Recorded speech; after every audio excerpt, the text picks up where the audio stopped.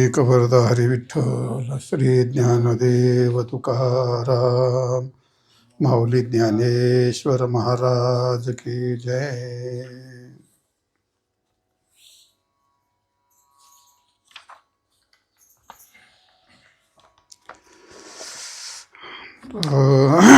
वर्षत सकळ मंगळी ईश्वर निष्ठांची मांदियाळी अनवरत भूमंडळी भेटतो या भूता.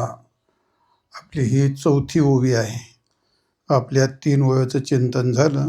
पंढरपूरच्या वारीमध्ये थोडंसं मध्ये थांबलं होतं. आता हे पुन्हा आज आपल्याला 4थ्या ओवीवरती चिंतन करायचं आहे. ज्ञानेश्वर महाराजांनी आपल्या श्रीगुरूकडे ही यात मागणी केली आहे. काय मागणी केली? वर्षत सकळ मंगळी म्हणजे मंगलाचा वर्षाव करणारे आणि ईश्वरनिष्ठांची मांदियाळी म्हणजे ईश्वरनिष्ठ असलेले आणि मंगलाचा वर्षाव करणारे असे संत समुदाय. मांदियाळी म्हणजे याचा अर्थ संत समुदाय या भूमंडळावरती भूतांना सर्व भूतांना सतत भेटो असा त्याचा सरळ अर्थ आहे. म्हणजे थोडक्यात मांगल्याचा वर्षाव करणारे आणि ईश्वरनिष्ठ असणारे जे संत समुदाय आहेत, भक्त समुदाय आहेत, ते सर्व भूतमात्रांना सतत भेटो, या भूमंडळावरती सतत त्यांना ते भेटो असा ओवीचा शब्दशः अर्थ आहे. तर मंगल म्हणजे वर्षत सकळ मंगळी. सकळ मंगळ याचा अर्थ मंगल. तर मंगल वेगळं, मंगल वेगळं, मंगलाभास वेगळा, नाम मंगल वेगळं, देश काल मंगल वेगळं, सर्व मंगल वेगळं, सर्व जे अखंड मंगल आणि याचा अमंगल वेगळं. मंगलाचं चिंतन केलं तर त्याच्यात एवढं बारीक चिंतन आपल्याला करता येतं. मंगल वेगळं असतं, मंगलाभास मंगल नसतं पण मंगलाचा भास असतो. त्याप्रमाणे फक्त नावाचंच मंगल असतं.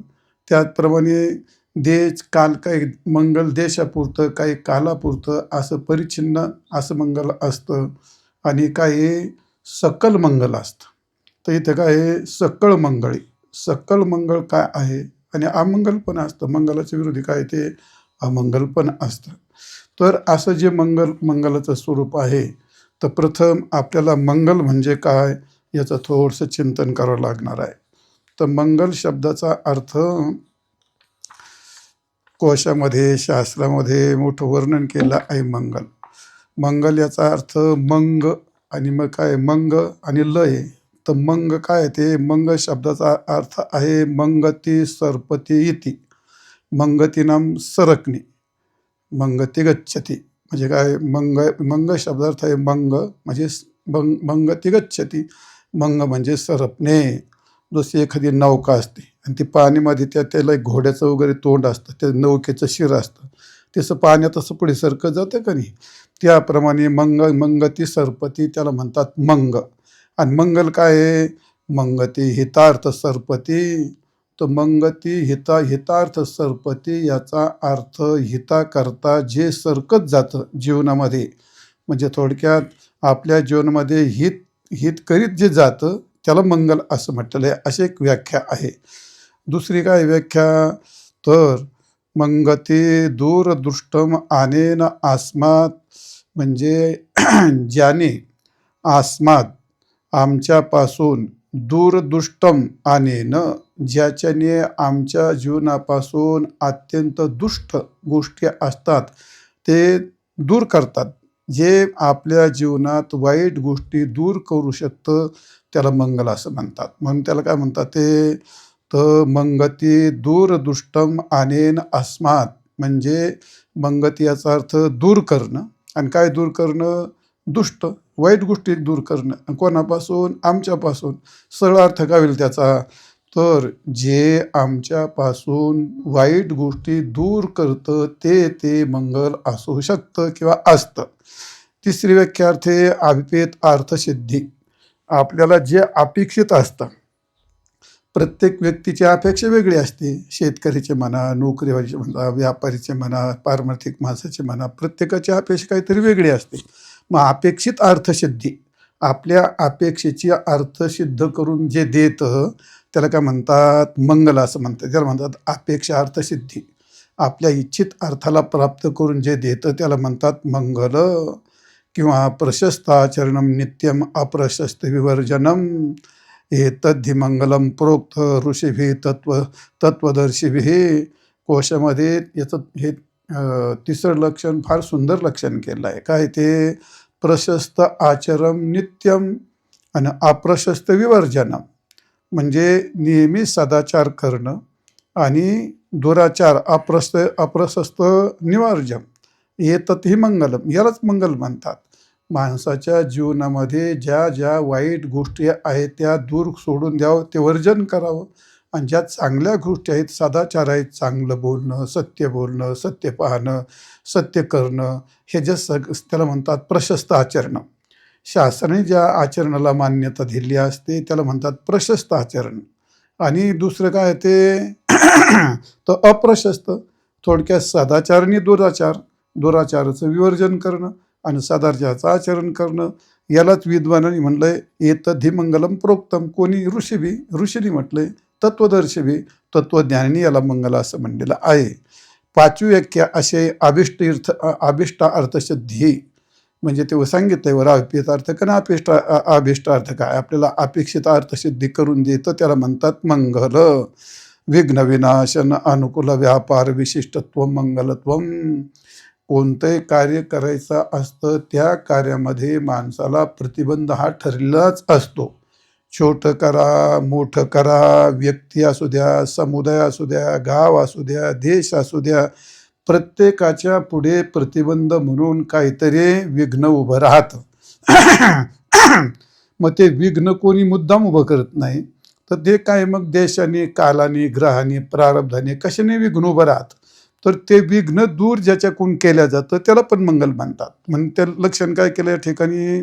तर विघ्न विनाशन, विघ्नाचा नाश करणारा जो व्यापार असतो त्याला विशिष्ट व्यापार. कोणता व्यापार नाही, जे विघ्नाचा. आता विघ्नाचा नाश करायचा, महादेवाचा अभिषेक केला, मग ते काही ठराविक रामेश्वराचा अभिषेक केला तर ते ठराविक विघ्न दूर होतात अशी मान्यता आहे समाजात. शास्त्र तसं सांगतं. मग तो अभिषेक काय ठरला? जो प्रतिबंधक होतं ते त्या प्रतिबंधाचं विनाशक ठरला ना तो. म्हणून त्याला काय म्हणतात ते असं. म्हणजे विघ्न विनाशन, विघ्नाचा नाश करणारा जो असा अनुकूल व्यापार असतो त्याला काय म्हणतात? मंगल म्हणतात. मग आता विघ्न नाश करणे गंगा स्नान आहे, भगवत पूजा आहे, भगवत दर्शन आहे, नामस्मरण आहे, अनेक काय विघ्नाचा नाश करणारे त्या असे असतात. असं एक मंगलाचं लक्षण घ्यायला आहे. आणि सातवं लक्षण असं आहे समाप्ती प्रतिबंधकी भूत दुरित विशेष विघातकत्वात. त्याला मंगल असं म्हणतात. तो समाप्ती प्रतिबंधकी भूत म्हणजे जे समाप्तो आहे ते समाप्तीकडं कार्य जात असताना ते मध्ये प्रतिबंध करणारं त्याला पाप असं म्हणतात. ते काय दिसत नाही पण ते मध्ये काय तो पापाचा अडथळा असतो. म्हणून समाप्ती प्रतिबंधकी भूत कोण? दुरित. त्या दुरिताला नाम पापाला किंवा दोष म्हणा. दुरित दोष अर्थ होतो, दुरित पाप अर्थ होतो.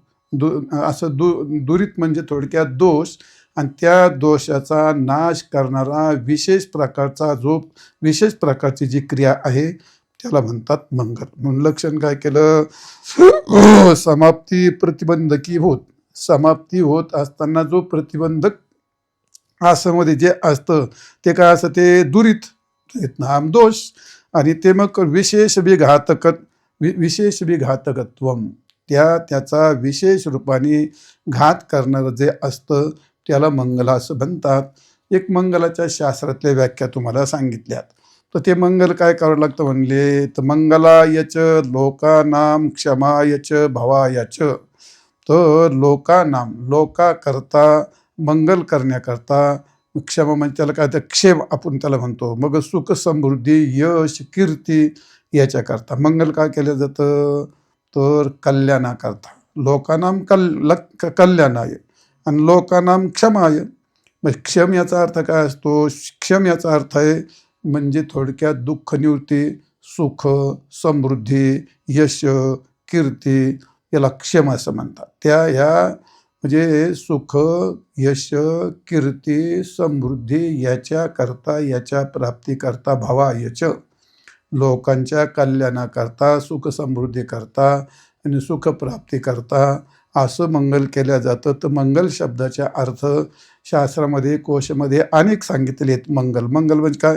कल्याणम मंगलम, क्षेमम, शांतम, शर्मम, शुभम शुभम, हे मंगल शब्दाच्या अर्थ आले आहेत कोशामध्ये. पहिलं काय?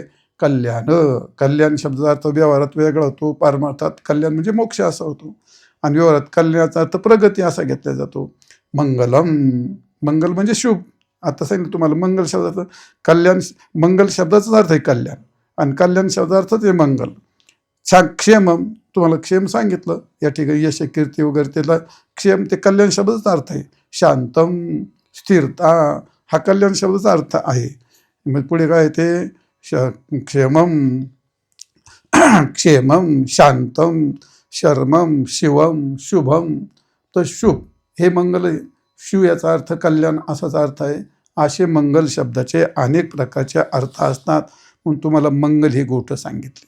तर असं जे मंगल आहे, अशा मंगलाचा वर्षाव करणारे त्याला म्हणतात वर्षत सकळ मंगळे. आता दुसरं काय त्याच्यामध्ये? तर एक मंगलाभास असतो, ते नसतं मंगल, पण नुसतं मंगलाभास असतो. आणि दुसरं एक असते नाम मंगल, ते नावच मंगळ असतं, मुळात अमंगळच असतं ते. ज्ञानेश्वर महाराज म्हणतात ना तरी भवना नाम मंगळू, रोहिणी ते म्हणते जळू. आता रोहिणी याचा अर्थ काय? मृगजळ. ते मृगजळ फक्त नावालाच जळ आहे का काय पाणी आहे त्याच्यामध्ये? नाही. तसं मंगळ काय ते? तर मंगळ पै ग्रहा माझी यंगळू, अंतया ते म्हणते मंगळू. जेवढे ग्रह आहे त्या ग्रहामध्ये सर्वात खतरनाक ग्रह कोणता असेल तर तो मंगळ ग्रह आहे. पण लोक त्याला काय म्हणतात? ते मंगळ, त्याला मंगल म्हणतात. मग ग्रहा माझी यंगळू, अंतया ते म्हणते मंगळू. त्याला हे काय फक्त नावाचंच मंगळ झालं नाही, हे फक्त नाम मात्र मंगल आहे. आणि दुसरं काय आहे? तर मंगलाभास. मंगलाभास याचा अर्थ मंगल फक्त नावाचंच असतं, ते वास्तविक पाहता अमंगळच असतं. ते ज्ञानेश्वर महाराजांनी त्याचं वर्णन केलं आहे. अमंगळ म्हणजे मंगलाभास कशाला म्हणतात? मौली म्हणतात, जेथ अमंगळाचे अंकुरी सवे, जेथ मंगळाचे अंकुरी सवेचे अमंगळाचे पडे पोहरी, मृत्यूद्र उदराच्या परिवारी गर्भोगविषय. मुलगा झाला मग काय मंगल झालं, पेढे वाटतात, भजन करतात, बारावे करतात, सगळं असं काय, त्याला काय म्हणतात? मंगळाची अंकुरी. मंगळ उत्पन्न झालं, ते झालं मंगळ. ते पण पुढे सवेच्या अमंगळाची पडे पोरी, दुसऱ्याच मिनिटाला अमंगळ होतं. ते एक तर घरात विटाळ मानला जातो, त्याला मंगल झालं, तिथं विटाळ असतो. आणि जर 2-5 मिनिटात, 2-5 तासात जर ते मूल गेलं, लगेच पुढे काय होतं म्हणले? मृत्यू उदराच्या परिवारी गर्भोगविषय. झालं का मंगळ? ते म्हणजे काय झालं? हे फक्त नावाचं मंगळ आहे, म्हणजे काय अमंगल आहे. म्हणजे फक्त आहे पण ते वास्तविक कसं आहे? मंगलच आहे. तुकाराम महाराजांनी पण म्हटलं या ठिकाणी असं, मंगळ हे नोहे कन्यापुत्र अधिक, राहिला लौकिक अंतरपाठ. म्हणजे कन्या, पुत्र, घर, दार यात कोणती गोष्ट मंगल असू शकत नाही. हे फक्त काही नामाचे मंगळ आणि काही मंगलाचा भास, हे याच्यात त्याला मंगल म्हणता येत नाही. आणि म्हणून मंगल वेगळं, मंगलाभास वेगळा. आता काही नाम मंगल सांग, नाम मंगल वेगळं असं असतं ते. तर काय मंगल देशात, काय मंगल कालातच असतात. काल कोणता? पर्वकाल आला, मकर संक्रांत असते, किंवा चैत्र शुद्ध पाडवा असतो, एकादशी द्वादशी असते, किंवा आता कुंभमेळ्याचा तो एक पर्वकाल असतो. हे सगळे कसे आहेत? ते काल मंगल. त्या कालात मंगल म्हणून कोण गंगेला स्नान जातं, कारण तो काल मंगल मानलेला आहे. मग हे काय झालं? पण ते एकाच कालात आहे. चैत्र पाडवा का रोज आहे का तो? एकादशी का रोज आहे का तो? नाही.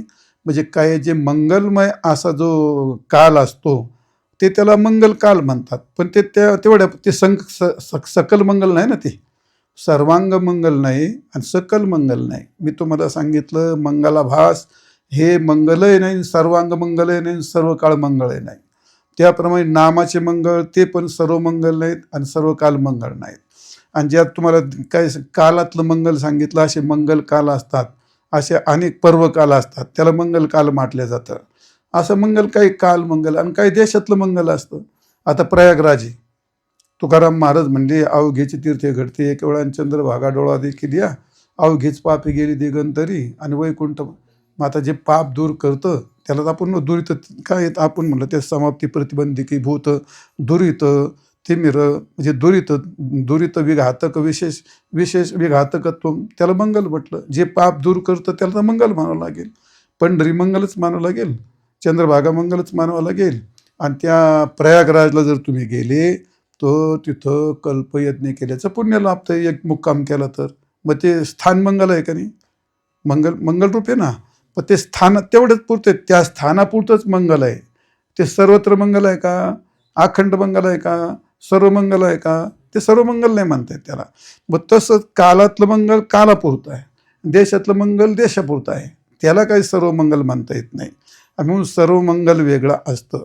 थोडक्यात सर्व मंगल म्हणा, अखंड मंगल म्हणा किंवा सकल मंगल म्हणा. आणि अमंगलची गोष्ट ते खूप मोठं याच्यात कोशामध्ये फार मोठी यादी सांगितली. तुम्हाला ते वाचून दाखवलं ना तर त्याची खूप मोठी यादी होईल. 2 प्रवचन करावं लागतील त्याच्यावर. ते जाऊ द्या. अमंगल थोडक्यात जे जे जगत अविद्याकृत कार्य आहे ते सगळे अमंगलच असतात. तुकाराम महाराजांनी ते एक वाक्य वापरलं ना, मंगळ हेनो एक कन्या पुत्र देक. याचा अर्थ कन्या पुत्र घरदार हे सगळं अविद्याकार्य हे काय हे अमंगलातच जमा होतं. ते ज्या अविद्याकार्य आहे ते. मग असं जे मंगल असतं ते हे सगळे मंगल कसे आहेत? यातले काही मंगल क्षणिक आहेत, काही परिच्छिन्न आहेत, काही देशापुरते मर्यादित आहेत, काही कालापुरते मर्यादित आहेत. आणि हे त्या त्या प्रसंगी ते त्यांचं छोटंसं काम करतात. मग संत काय ते मंगल त्याच्या मंगलाचा वर्षाव करतात का? ते त्यात आक्षिप्त असतं. मग सकल मंगलाचा वर्षाव करणारे सकल मंगल काय? तर सकल मंगल त्याचे तुम्हाला अर्थ सांगणार आहे. पण जे अमंगल असतं ते, मग अमंगलाची गोष्ट मंगलाचा वर्षाव का करायचा? तो अमंगल झाले. समाज अमंगल आहे त्याच्याकरता मंगलाचा वर्षाव करून त्यांचं मांगल्य अमांगल्य घालून त्यांना मांगल्य प्राप्त करायचे म्हणूनच वर्षाव करायचा ना. मग अमांगल्य होऊ शकतं का? होतं. त्याची गोष्ट आपण बारीक चिंतन केलं तर या ठिकाणी काही आचरणे अमंगल असतात, काही विचारणे अमंगल असतात आणि काही उच्चारणे अमंगल असतात, काही विकारणे अमंगल असतात, काही अहंकारणे अमंगल असतात. आणि या सगळ्या अमंगलावरती एकच सकल मंगळ, सकल मंगलाचा उपदेश करणं वर्षाव करणं ह्याच्यावरती ही गोष्ट आहे. आचरणी अमंगल पण पाहिलं संत मालिकेसुद्धा आजामिळाची गोष्ट. पण संतांच्या मंगलाने तो अमंगल असून मंगल झाला का नाही तो अशी शबरीची गोष्ट आहे. त्या शिवरात्रीला पण ती पारद्याची गोष्ट हरणं मारून तो जीवन कंठत होता, पण तो कैलासाला गेला ना तो. मग का? तर हे काही जे आचरणी अमंगल झाले असतात त्यांच्याकरता मंगलाचा वर्षाव करायचा असतो. आणि काही विचारणी अमंगल असतात. आता शकुनी मामाचे विचार काय कधी काय हरिपाठ करायचे विचार होते का? काय ज्ञानेश्वरी पोथी वाचायचे विचार होते का? गीतेचं पाठ करायचे विचार होते? नाही. ते काय नाही. ते शकुनी मामाचे विचारच कसे ते अमंगल. कौरवांचे सगळे कौरवाचे विचार असतील, कंसाचे विचार, थोडक्यामध्ये राक्षसी वृत्तीचे विचार ज्या माणसात असतात ते सगळे आचारांनी काय ते काय विचारांनी त्यांचे विचारच वाईट असतात. काहींचे जे आचार वाईट असतात आणि काहींचे विचार म्हणजे आचाराने अमंगल आणि विचाराने काही अमंगल असतात आणि काही उच्चारणी. तुकारामाच्या चरित्रामध्ये तो एक माळी होता. तो द्वारकेची राणी आलेची ठाई असं ते ते एक महाराजांचा अभंग आहे. तो ना तोंड माझ्या तो वाईट शब्द उच्चारायचा तिथं. आणि लोक म्हणले अरे एवढा वाईट शब्द का उच्चारतो तू, तुला पाप लागल. मग ते म्हणायचंच बंद केलं. तर ते म्हणायचं गेलं तर भगवान त्याला भेटले. ते नाही तू फार चांगलं म्हणतो म्हणले. हां. तर ते काय प्रमाण ते चोजवीत म्हणायचं. ते चोदवीत म्हणायचा तो. ते काय ते द्वारकेचे राणी ते असं म्हणायचो. ते वाईट शब्द म्हणायचा. मग असे काही उच्चारणे पण आता खूप वाईट असतात ना.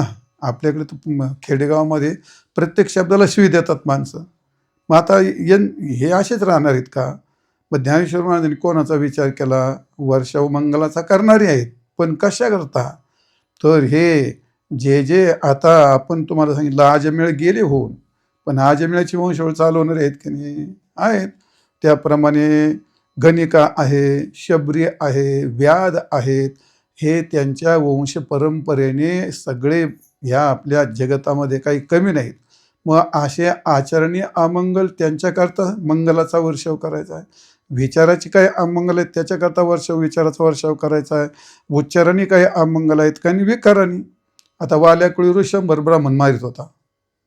ऋषंभर नव्हता मारित म्हणा, पण ब्राह्मण तिने 7 रांजण भरली असं ती आख्ये काय सांगतात. पण ब्राह्मण मारित होता कधी. मग असे आता पण हत्यारे लोक आहेत का नाही, खुनी लोक आहेत, हत्यारी लोक आहेत. पण त्यांना जर साधू संतांचा संबंध झाला आणि त्यांनी संतांच्या मंगलाचा सकल मंगलाचा वर्षाव त्यांच्या कानावर गेला तरी त्यांचं सुद्धा मांगल्य होतं. त्याच्याकरता माऊली सांगतात असे मंगलाचा वर्षाव करणारे संत समुदाय. आणि शेवटी गोष्ट अहंकार. आता अहंकाराची गोष्ट नाही, विकाराने मंगल. विकाराची गोष्ट कोणी सांगितली तुम्हाला? वाल्याकुळ्याची. आणि अहंकारला तर तोटाच नाही. प्रत्येक व्यक्तीला अहंकार असतो. आणि विशेषतः उदाहरण रामेश्वर भट्टांचं दिलं जातं. ते फार मोठे पंडित होते. शास्त्र म्हणजे 12 शास्त्र पारंगत होते. ते एवढे मोठे रामेश्वर वेदविद्या, त्याला काय म्हणतो, वेदविद्या विभूषित असे वेद शास्त्र कंठस्थ असणारे रामेश्वर भट. पण त्यांना अहंकार झाला. पण तुकारामाच्या उपदेशाने ते संत बनले, साधू बनले की नाही? साधू बनले. अशा अहंकाराने, विकाराने, उच्चाराने, काय म्हणतो त्याला, विचाराने, आचाराने असे हे सर्व अमांगल्यच निर्माण करतं. आणि असं अनेक माणसं आहेत अशी. मग यांचं अमांगल्य तसंच ठेवायचं का? तर नाही. ज्ञानेश्वर महाराजांची भावना आहे की यांच्याकरता सर्व समाजाचं मांगल्य करण्याकरता अमांगल्य जाऊन त्यांना मांगल्य म्हणजे थोडक्यात त्यांचं कल्याण करण्याकरता जी संत मंडळी आहे ते सतत मंगलाचा वर्षाव करणारी मिळो, असा त्याचा अर्थ आहे. आता प्रथम काय राहिला त्याच्यामध्ये? सकल मंगल म्हणजे काय?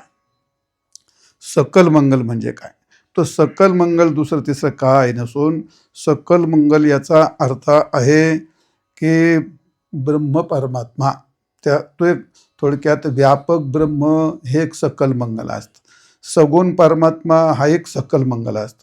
भगवंताचं नाम हे एक सकल मंगल असतं. आणि ब्रह्मज्ञान हे एक सकल मंगल असतं. आणि संत हे स्वभावतः सकल मंगल असतात. किती सांगितले?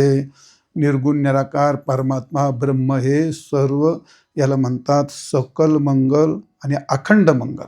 ते देशाने कालने कधी अमंगल होत नाही. म्हणजे अखंड आहे आणि सर्वांग आहे. तसा सगुण परमात्मा आहे. प्रभू रामचंद्र आहे, गोपाल भगवान गोपाल कृष्ण आहे, पंढरीश पांडुरंग आहे. असे भगवंताचे जे सगुण विग्रह आहेत ते कधीही अमंगल होत नाहीत. ते सर्व मंगल आहेत आणि अखंड मंगल, सर्वांग मंगल आणि अखंड मंगल दोन. आणि भगवंताचं नाम ते पण सर्वांग मंगल आहे आणि अखंड मंगल आहे. तसे संत हे सुद्धा काय सर्वांग मंगल आहेत आणि अखंड मंगल आहेत. लक्षात आलं? मग आता हे सर्वांग मंगल आणि सकल मंगल काय आहे? पहिली गोष्ट ब्रह्ममंगल कसं आहे तुम्हाला हे सगळं सांगतो. ब्रह्म हे सकल मंगल कसं आहे, सगुण परमात्मा सकल मंगल कसं आहे, आणि नामस्मरण सकल मंगल कसं आहे, संत सकल मंगल कसे आहेत, आणि ब्रह्मज्ञान हे सकल मंगल कसं आहे. ते हे काय या आपल्याला एवढं नाही कळत. संतांचे प्रमाण तसे असतात आणि संतांच्या प्रमाणावरून आपण अशा व्याख्या म्हणा मुद्दे प्रकार आपण त्याचे उभे करू शकतो. तर या ठिकाणी ब्रह्म काय म्हणतेस म्हटलं ते ब्रह्म व्यापक सकल मंगल आहे. तर कशा म्हणते सर्व धर्मातीत आहे. ज्या कालामध्ये अमंगल गोष्ट होते ते कोणतरी धर्माने विकाराने आचाराने संबंधाने असं अमंगल होतं. ते सर्व धर्मातीत असल्यामुळे वेदांत शास्त्रात सच्चिदानंद परब्रह्म हे परम मंगल म्हटलेलं आहे. आम्ही ज्यावेळी ब्रह्मसूत्राचा पाठ घेत होतो त्यावेळी गुरुवर्य गोपाळ शास्त्री गोरे ते आम्हाला ते हे मंगल म्हणायला शिकवलं. ते आम्ही ते मंगल म्हणायचो. काय अति कल्याण रूपत्वात. तर त्यांना परम मंगल असं म्हटलेलं आहे. अति कल्याण रूपत्वात नित्य कल्याण संश्रयात स्मृतुनाम वर्धत्वाच ब्रह्मतन्मंगलम परम. त्याला ब्रह्मतन मंगलम परम असं म्हटलंय. कसं आहे ते अतिकल्याण रूप असल्यामुळे नित्यकल्याण म्हणजे नेहमी त्या ब्रह्माच्या आश्रयानेच कल्याण ही गोष्ट राहते. म्हणून नित्यकल्याण संश्रयात अतिकल्याण स्वरूप असल्यामुळे ते ब्रह्म स्मर्तुनाम वरदत्वाच, जे जे त्या ब्रह्माचं स्मरण करतात ते त्यांना असं वरदान देतात काय त्याचं कल्याणही करतात आणि त्याचं अकल्याण काय म्हणतो अमंगल सगळं दूर करतात. म्हणून त्याला काय म्हणतात तन ब्रह्मतन मंगलम परम. ते परम मंगल आहे, सर्वांग मंगल आहे आणि सर्व काल मंगल आहे, अखंड मंगल आहे. आशुभानी निराचेष्टे तनोति शुभ संतितिम स्मृती मात्रेन यत पुंसाम ब्रह्मतन मंगलम परम. असा दुसरा एक श्लोक आहे त्या भाष्याच्या पाठामध्ये. आशुभानी निराचेष्टे, याचं स्मरण केलं असताना काय काय स्मृती मात्रेन यत पुंसाम, ज्यांनी त्या ब्रह्माचं स्मरण केलं, ध्यान केलं, ध्यान नाही करता त्याचं स्मरण करता येतं. थोडक्यात निर्गुण निराकारचं ते वृत्तीचा विषय आला तो. तर असं स्मृती मात्रेन यत पुंसाम, जे पुरुष त्या ब्रह्माचं ध्यान करतात म्हणजे स्मरण करतात त्यांना अशुभान निराचेष्टे, त्यांचं अशुभ सर्व दूर होतं. त्याचप्रमाणे तनोति शुभ संतती, म्हणजे याचा अर्थ त्याचं शुभ, थोडक्यामध्ये त्याच्या शुभ म्हणजे कल्याणाचं स्वरूप करतात आणि अशुभ सगळं दूर करतात असं त्या ब्रह्माच्या स्मरणात सांगितलं. म्हणून यत पुंसाम ब्रह्मतन मंगलम परम. म्हणून ब्रह्माला काय म्हटलेलं आहे मंगल. आणि कसं आहे ते मंगल संपूर्ण मंगल असं आहे, अखंड मंगल आहे. म्हणून ब्रह्म हे मंगल आहे. आणि अशा ब्रह्माचा नाम ज्ञानाचा ब्रह्मज्ञानाचा वर्षाव करणारे जे संत समुदाय आहेत ते या ठिकाणी या सर्वसाधारण समाजाला या भूमंडळावरती सतत भेटो. म्हणून वर्षत सकळ मंगळे. दुसरं मंगल काय आहे सगुण परमात्मा. तर सगुण परमात्म्याचा उपदेश संत करतात. मग सगुण परमात्मा कसा आहे मंगल आहे. तो का म्हणे मंगल आता आणि कोण दाता याहून. भगवान सगुण आहे का नाही तो, आणि त्याला तुकाराम आज काय म्हणतात मंगल आहे किंवा मंगलम भगवान विष्णू मंगलम गरुडध्वजा मंगलम पुंडरीकाक्षो मंगलायतनो हरी. मंगलम भगवान विष्णू, भगवान मंगल आहे. मग थोडक्यात भगवान विष्णू मंगल आहे, ते सगुण आहेत. त्याप्रमाणे मंगलम भगवान मंगलम गरुडध्वज, हा त्याचा ध्वज, त्याचा रथ, शंख चक्र जे जे काही आहे ते सर्व मंगलम भगवान विष्णू मंगलम गरुडध्वजा मंगलम पुंडरीकाक्ष, म्हणजे त्याचे नयन पुंडरीच्या म्हणजे कमळाच्या आकाराचे. मंगलम पुंडरीकाक्षो मंगलायतनो हरिही, म्हणजे भगवंताचं यतन. आयतन म्हणजे ते शरीर, भगवंताचं राहण्याचं ठिकाण, भगवंताचं शरीर, भगवंताचे रथ, त्याचा ध्वजा, त्याच्या हाती सगळे आयुध, सर्व मंगल रूप असतं. कारण ते शास्त्राने वर्णन केलं आहे. म्हणून ततो जगन मच्युतांशम समाहितम शूरसेन देवी, असं श्रीमद भागवतामध्ये पण भगवंताला मंगलरूप असं म्हटलेलं आहे. तथा जगत मंगलम अच्युतांशम, तर या जगतामध्ये अच्युत परमात्मा असा तोच मंगल आहे. जी जी परम मंगल धामा देवदेवोत्तमा, ज्ञानेश्वर महाराजांनी पण असं म्हटलंय. जे जे परम धामा म्हणजे कोण परमात्मा.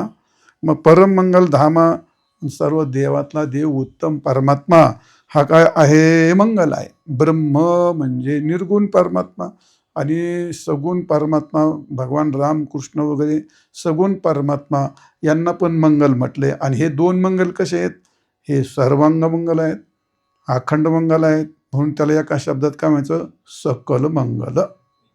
त्याला म्हणतात ह्या सकल मंगलाचा वर्षाव करणारी. तर वर्षाव काय करत ते तुम्हाला पुढे सांगणार आहे. तिसरं काय ते भगवान नाम मंगल आहे.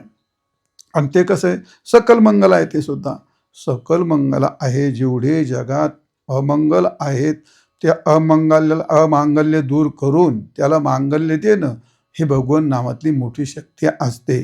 आणि जेवढे जगात मंगल असतात, काय काय मंगल असतं, गाय मंगल मानलेली आहे, तुळस मंगल मानली, गंगा मंगल मानली, पतिव्रता श्री मंगल मानली, लहान मूल मंगल मानलं, साधू मंगल मानलेलं आहे.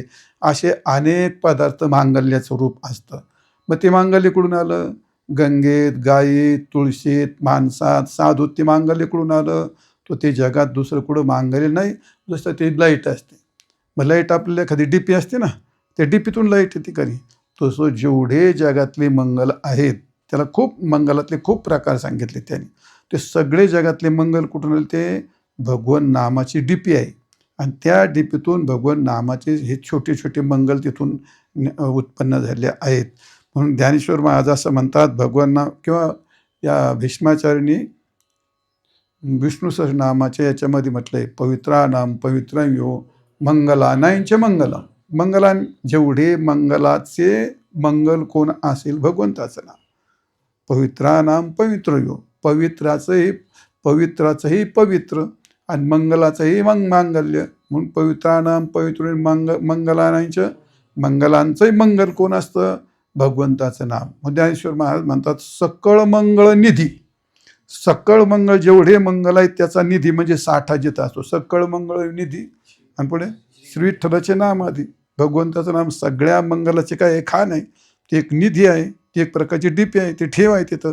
तिथून सगळं मंगल तुम्हाला प्राप्त होतं ना. आणि म्हणून म्हणजे भगवंताचं आता भगवंताचं नामच मंगल आहे का? नाही.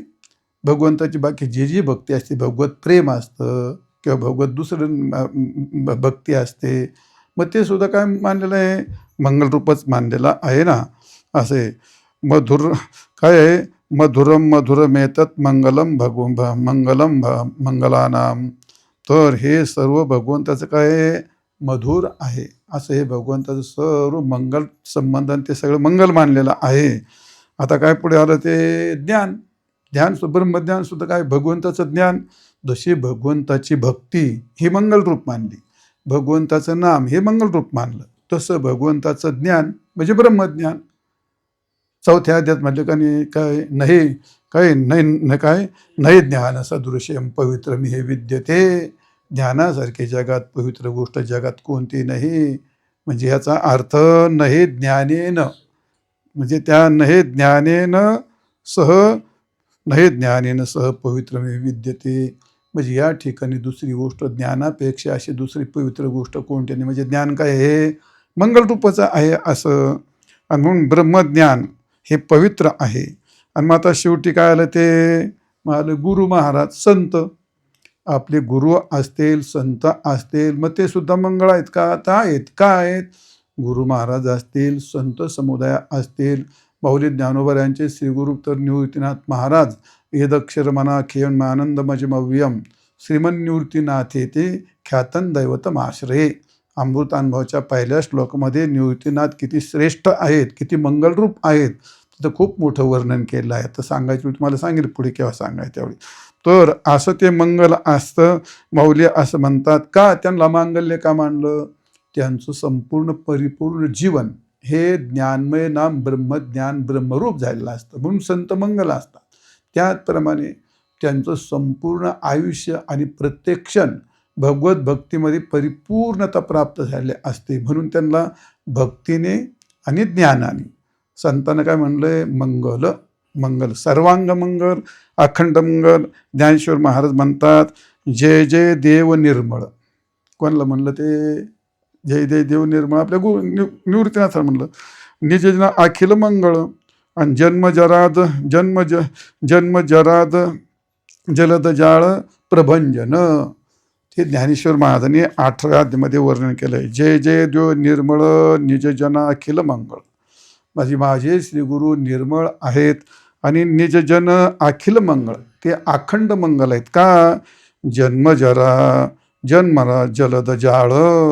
म्हणजे जन्म मृत्यू हे सगळं, जन्मजरा हे सगळं आहे, हे जाळची जाळ म्हणजे जाळ असं नाही, जाळ म्हणजे संपूर्ण जन्म जरा जलद जाळ प्रभंजन, ह्या संपूर्ण जाळ्याचा नाश करणारे, प्रभंजन म्हणजे दूर करणारे जे आहेत. म्हणून त्यांना काय म्हणतं? निर्जन अखिल मंगळ. म्हणजे श्रीगुरूंना काय म्हटलंय? संतांना मंगळ म्हटलेलं आहे. किंवा जय जय देव प्रबळ विदळिता अमंगळ कुळ. आणि म्हणून निगमागम द्रुम फलप्रद. थोडक्यात विदळिता अमंगळ कुळ म्हणजे थोडक्यात त्या अमंगलाचा नाश करणारे श्रीगुरु असल्यामुळे निगम आगम द्रुम फलप्रद, सर्व निगम आगम याचं फल शेवटी तत्वज्ञानात भक्तीतच प्राप्त झाले सांगितलेलं आहे. आणि असे श्रीगुरु असतात. म्हणून तात्पर्य काय सांगायचं आहे, वर्षत सकळ मंगळ. सकळ मंगळ या निमित्ताने मंगलाचं चिंतन सांगितलं. तर सकळ मंगळ काय आहे? सकळ मंगळ याचा अर्थ ब्रह्म हे सकल मंगल आहे, सर्वांग मंगल आहे आणि अखंड मंगल आहे. आणि याचा उपदेश करणारे संत. समजलं? दुसरी गोष्ट, सगुण परमात्मा हा सकाल सर्वांग मंगल आहे, सकल मंगल आहे आणि ते अखंड मंगल रूप आहे. आणि म्हणून त्या परमात्म्याचा उपदेश करणारे संत. त्याचप्रमाणे भगवंताचं नाम हे अखंड मंगल आहे. दुसरी गोष्ट सर्वांग मंगल आहे, अखंड मंगल आहे. ते काय काय म्हणतो आपण त्या मंगलाभास, नावाचं मंगल, का मंगल असं नाही. म्हणून भगवंताचं नामस्मरण आणि त्याचा उपदेश करणारे श्री गुरु निवृत्तीनाथ आहेत. म्हणून ते काय आहेत? असे मंगल रूप आहेत आणि ते अखंड मंगल रूप आहेत. म्हणजे निर्गुण परमात्मा, सगुण परमात्मा, भगवंताचं नाम, ज्ञान आणि संत हे सगळे सकल मंगल रूप असल्यामुळे माऊली म्हणतात सकळ मंगळ काय? वर्षत सकळ मंगळी. ह्या सर्व मंगलाचा याला सकल मंगल म्हणतात. सगळे मंगल नाही, सकल अखंड मंगल. अखंड मंगल रूप ब्रह्म आहे, अखंड रूप परमात्मा आहे, अखंड मंगल रूप भगवान नाम आहे आणि अखंड मंगल रूप असं तत्वज्ञान ब्रह्मज्ञान आहे. आणि याचा वर्षाव करणारे म्हणून वर्षत सकळ मंगळी. तर याचा आता तुम्हाला मंगल सांगितलं. मग त्याचा वर्षाव करतात म्हणजे काय करतात? वर्षाव करतात. आता वर्षाव करणे म्हणजे याला काय म्हणतो आपण? त्याला जसा पाऊस पडतो मग तसं त्याला भरपूर वर्षाव, याचा अर्थ त्यात कधी कधी न पडणं, त्याला म्हणतात वर्षाव करणे. बर, वर्षत सकळ मंगळी ईश्वर म्हणजे वर्षत सकळ मंगळ एवढं सांगितलं. तर वर्षती कसं आहे तुम्हाला उद्या सकाळी सांगतो. वर्षती म्हणजे काय असतं आणि मांदियाळी म्हणजे काय असतं ते उद्या पाठात सांगू. पुंडलिक वरदा हरी विठ्ठल श्री ज्ञानदेव तुकाराम पंढरीनाथ भगवान की जय.